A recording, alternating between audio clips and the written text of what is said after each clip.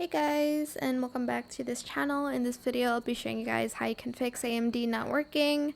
Super simple. In the search bar you're just going to find device manager and you are going to find display adapters. Select it, right click on your device here and then select update driver. Search automatically for drivers and let it load. If it has already been installed, go back.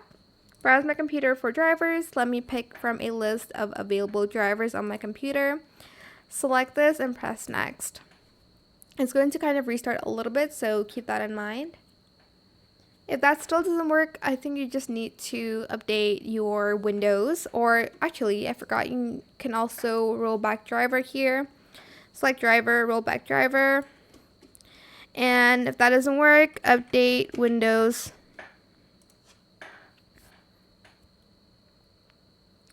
So it has here a new version. Download and install and restart your PC.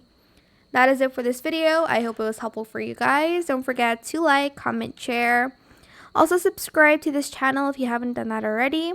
If you have any more questions about this video, just leave it in the comment section down below. I will try my best to answer them all for you guys. And if you found this video helpful, please click the thanks button as well. That is it. Thank you so much for watching. Bye.